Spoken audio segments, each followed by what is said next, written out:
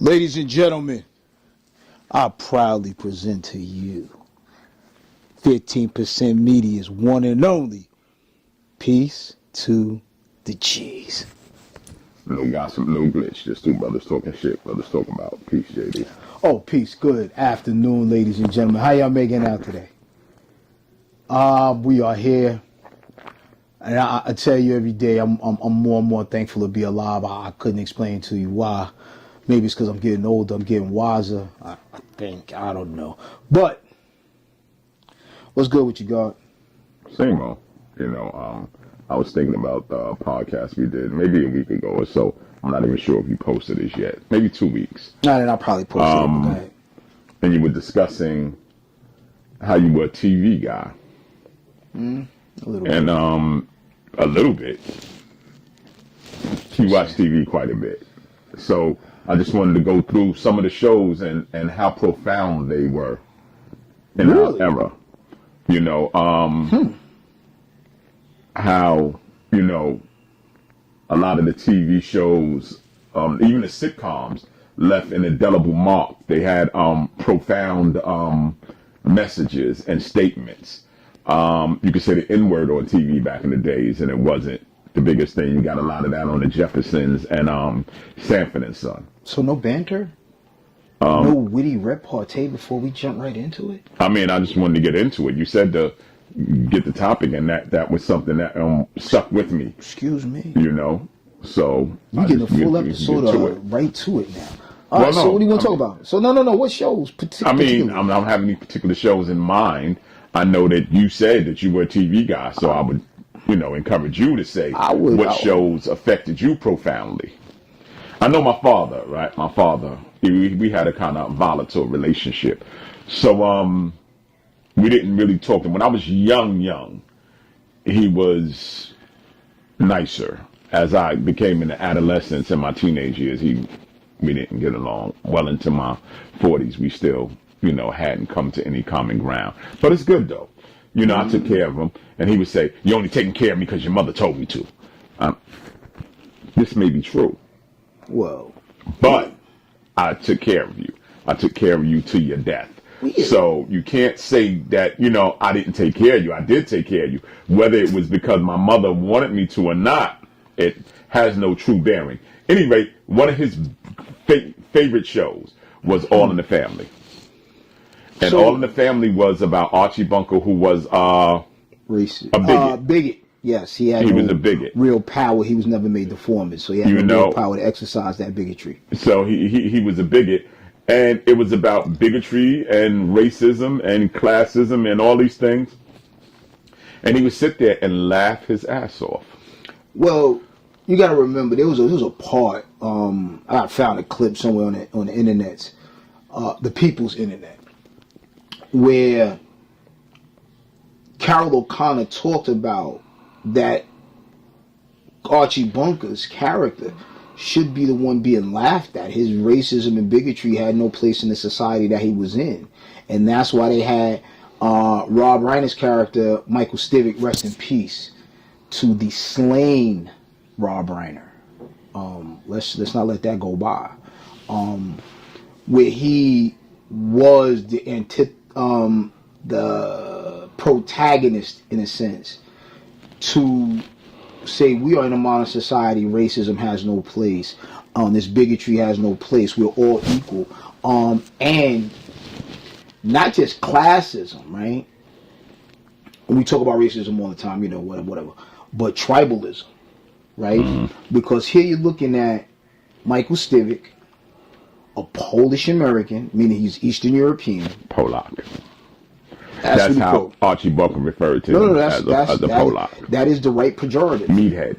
Yeah, he called him all kinds of names, but what I mean is you're looking at two white men, but Archie did not see himself in his son-in-law. He saw his son-in-law's ethnicity, the country that he didn't necessarily emigrate from Poland, but his parents did. He was definitely a Polish guy, and here was a WASP, for lack of a better term, white Anglo-Saxon Protestant, saying that you're beneath me because you're Eastern European. And that, as I'm older now, I see how profound that show was, because it didn't just talk about race. It didn't just talk about class. It showed tribalism, Black Leroy and Italian whoever, and the Irish guy. And those things were always talked about. Tribalism in and of itself was always spoken about in that show, and it's crazy. But yeah, 2026, you can't get away with that.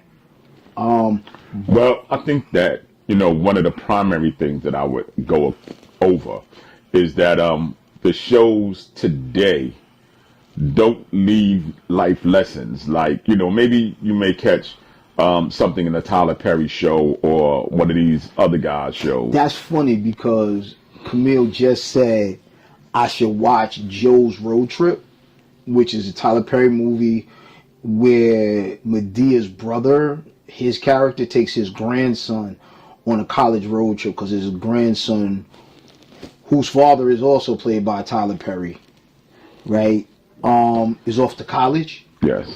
And being off to college, he was in a, basically all his friends were white. He didn't know nothing about no black nothing. His father was like, yo, I told him, his grandfather was like, nah, we going on this road trip.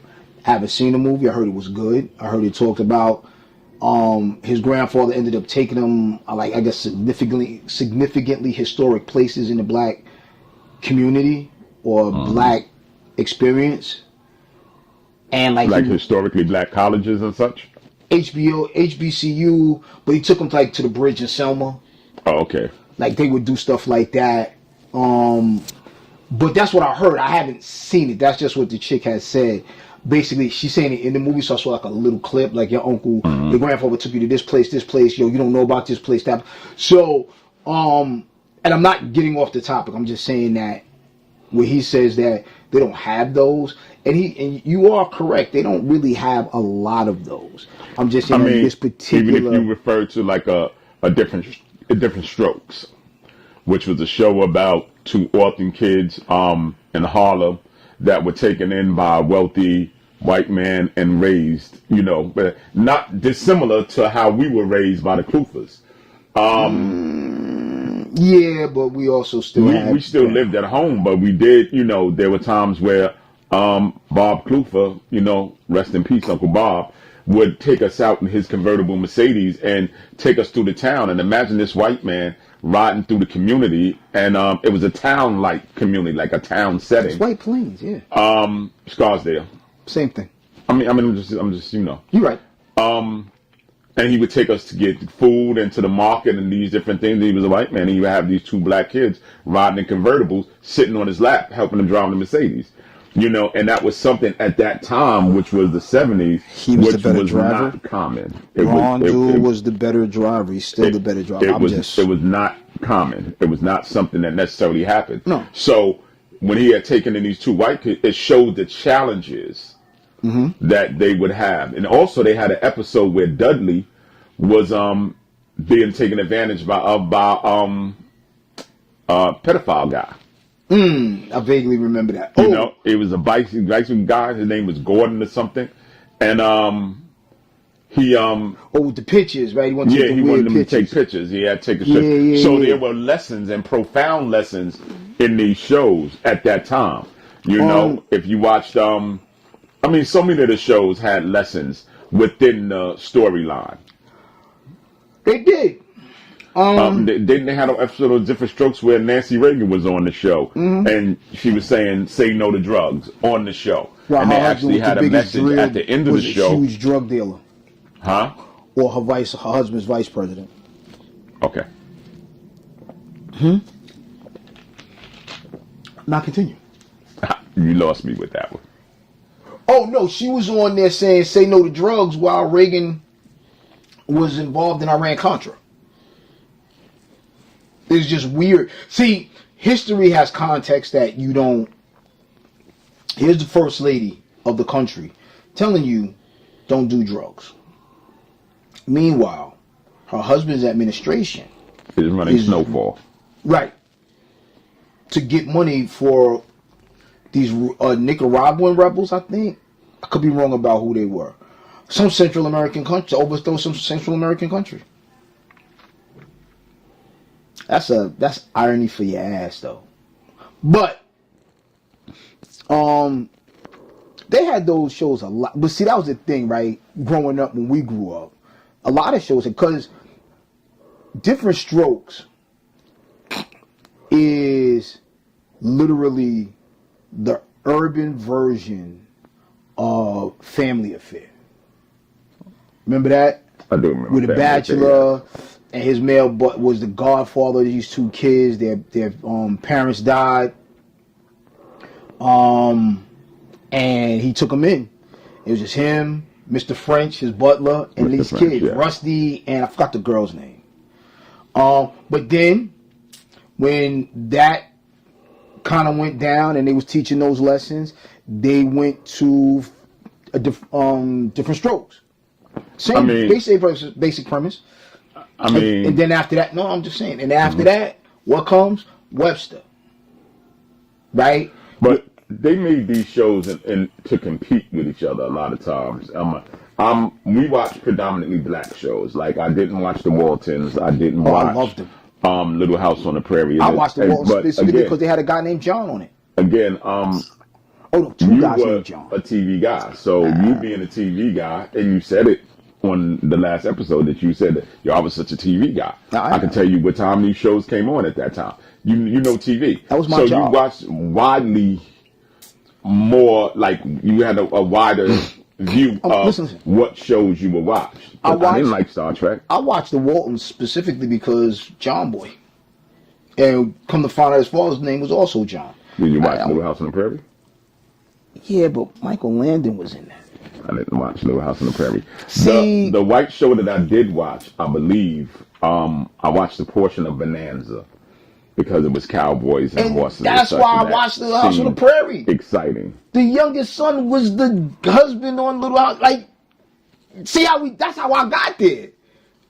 And I'm just saying, that's how I got to Little House on the Prairie. I couldn't stand. By the way, Todd Bridges was on Little House on the Prairie before. But the episode that he was on, I do remember that was about episode. racism. It was about racism. It was. So it offered some lessons. So when you look at the TV shows that they have on now, do you find that they offer the same lessons that these shows offered us when we were children? You mean American shows? I know you don't watch American shows. No. I watch a lot of American television. I just find British television more compelling. The stories of they put their shows on for like an hour and a half, specifically because they only do like 8 episodes, 4 episodes, 5 episodes, and then they want to something else. So you have to tell these really compelling stories. I like that. But I think that there are shows that tell stories. I think some of those shows are not on basic cable, right? I think a lot of this stuff particular stuff I'm watching is on streaming, because there aren't as many strangleholds on what you could do, because it is a pay-per thing, and I think you get a lot more compelling stories. Right now, I'm really hooked on, to be honest with you, Percy Jackson, which is really supposed to be a kid's tale, because it's a kid's book about demigods, but it tells you about a kid struggling to grow up basically without a father. His father is, I want to say right, Neptune. But that would say, if a storyline like that, it would have to at some point offer some storyline where it would be, a lesson involved. Lessons. I mean, as a kid's, because originally it was a book. As a kid's tale, it really talks about growing up. Basically, the dude has dyslexia, which he doesn't have dyslexia.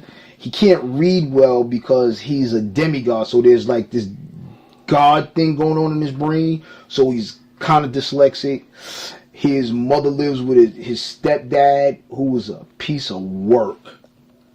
But it turns out that he's such a piece of work and such a nasty, stinky guy, is how they describe him, that the monsters who would hunt and kill demigods won't smell the demigod on him because this nigga stink is so overpowering.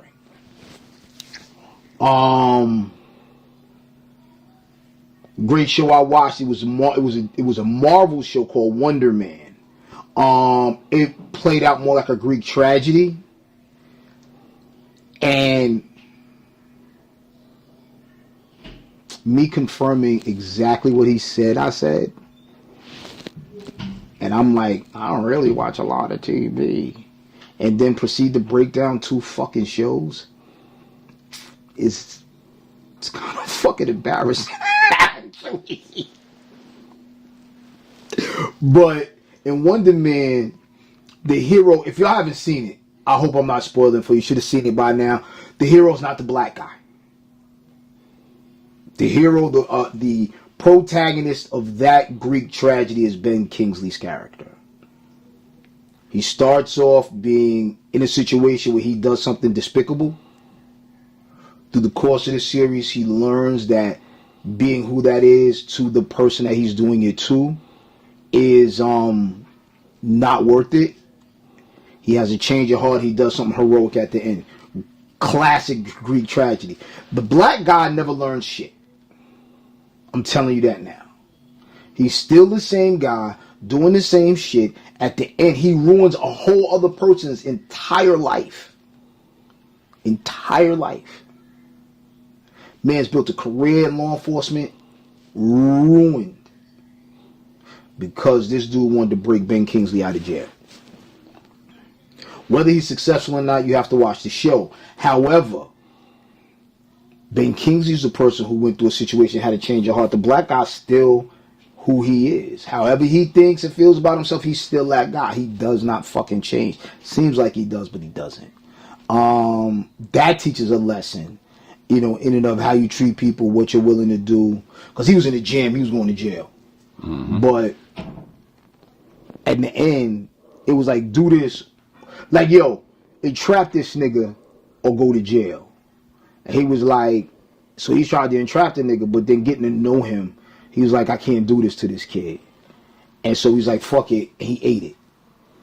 And he went to jail. And then, you know, whatever happens, happens. So for me, it was Good Times, Absolutely. Jeffersons, Sanford and Son, Martin. That time Lou Gossett tried to get up on Weezy, and George short ass tried to kill the fuck out of him. You don't fuck with a nigga wife. Fresh Prince of Bel-Air to a degree. I wasn't a true fan of it, but it did have lessons and it was okay. Those lessons weren't for us. We were like Will Smith is our age, right? Right. Alfonso Ribeiro's our age, so we know these are 25-year-old guys playing teenagers. That's fine. So I think in that show, that was more for like Menace and David and Karan and them. Mm-hmm. You know what I mean? Not saying it didn't teach lessons. It's the shows that we watch, Good Times, the Jeffersons, stuff like those taught us those lessons that you find in the Fresh Prince. So the Fresh Prince was good for us to watch and laugh, but the lessons we had already learned. We already knew the stuff that was going on. There are still shows that teach lessons, but I don't tend to watch those shows primarily because I'm an adult. I'm not trying to be funny. But there are still shows that teach lessons, and one message that I find constantly in that is friendship. Creating a family from this eclectic group of strangers. Right? Like Friends? Living single? Okay. Where like when you look at Wonder Man, I forgot the guy's name altogether, but him and Ben Kingsley formed this friendship like family, because Ben Kingsley has no family, and this dude's family is less dysfunctional than you think, but he thinks it's fucked up. So they create this bond where they are like, brothers. In Percy Jackson, having to be shipped away to this summer camp, he builds a family with these other people. And he actually falls in love with a black girl, which is crazy because there was a lot of Percy Jackson isn't black. No. His name is Percy. I know his name's Percy Jackson, but he's white. Percy and Jackson He's are white. black names. So how is this black name kid white?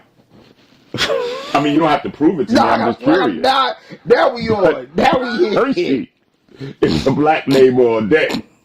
Right? And Jackson, though. This is the movie, right? The first movie, right? You don't need to prove it to me. Understand what I'm saying to you. This is what he looks like in the book. Understand what I'm saying to you. I'm just telling you. Percy Jackson is black as they come. Right. Now, this is from the show, right? John Jr.? At his Seder. You ain't going to convince me. I'm just telling you. That I'm sitting there listening to you talk. I'm like, Percy is black. I don't even know how Ben Kingsley is friends with a young black kid, but I digress. No.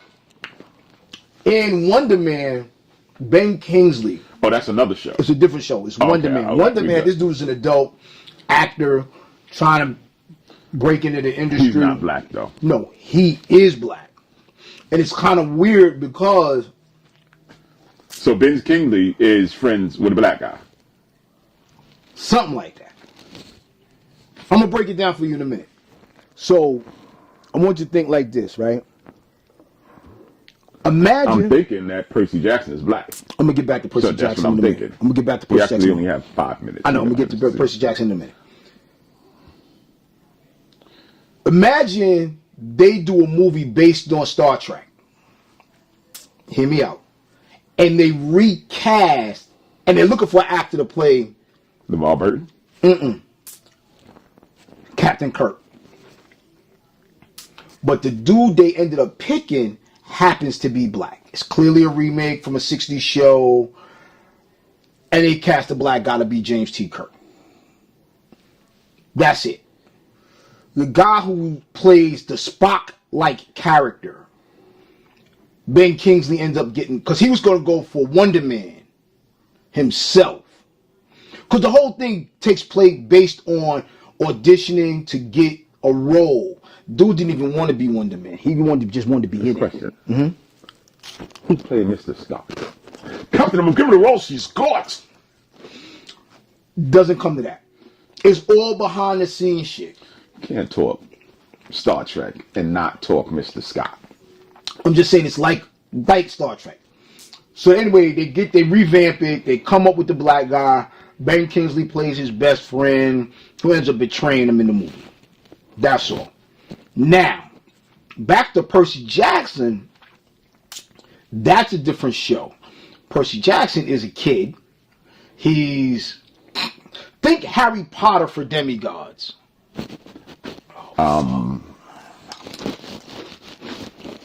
This fucking guy.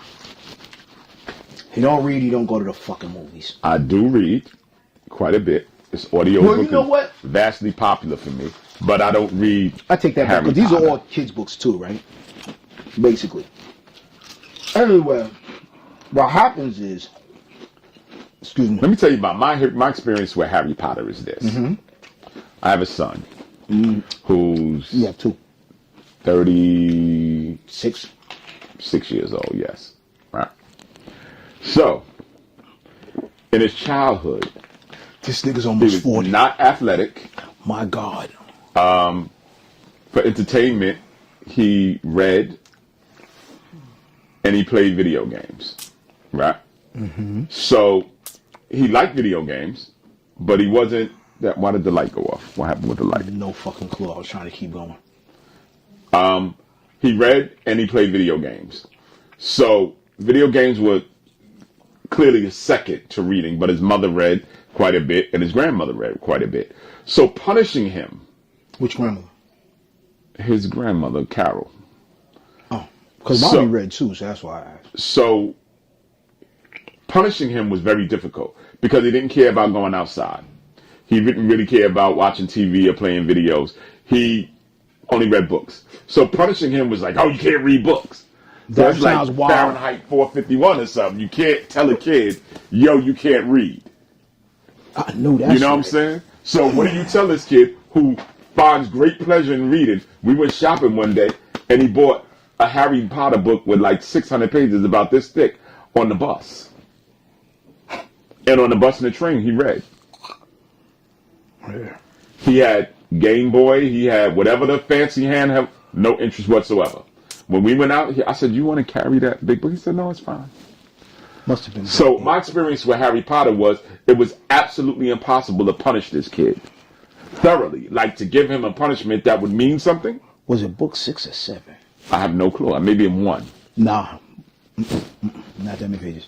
One only. Yo, I know this because my wife read these.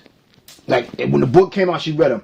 I know they gotta be 6 or 7 because 7 had 800 something fucking pages. And I know, listen, and you can say what you want out there. I know it's a lot of you motherfuckers read that shit. My wife read that shit in a day. She always says she did. She read that shit in a day. But I digress. Please, sir. So with 1 minute left, it's going to be a time where I'm going to get this dude to admit to the things that he says. Because I promise you he says he was a TV guy. But he sit here and claim that he wasn't a TV guy. And I'm not trying to convince him that he was. I'm just going to what you did not. I did, because I said, here I am, trying to say I'm not a TV guy, while breaking down the premises of 2 different TV shows. Proves that he's fucking right. I stopped in the middle of what I was saying. Hit him with the closing line. Oh, my Lord. It has been absolutely a pleasure talking to you folks. Tell a friend to tell a friend on this easy going Sunday. That's why I'm easy. I don't normally do that, but I had to. I had to. Easy like Sunday morning. Yeah. He's more the animated guy. I'm the street guy. Hold up. Lionel Rich, what that motherfucker said? We vowed the Commodores never make up over money and bitches. And what happened? We broke up over money and bitches. Yo, so tell a friend to tell a friend to tell a friend. We are back again. We love you for listening. We appreciate it because you've been real and we've been regular. Or we've been real and you've been regular. I can't really remember now. I ain't got no gallbladder, so I've been regular like a motherfucker. I know for a lot. Yo, did you get... Peace to the G's podcast. We'll talk about that another time.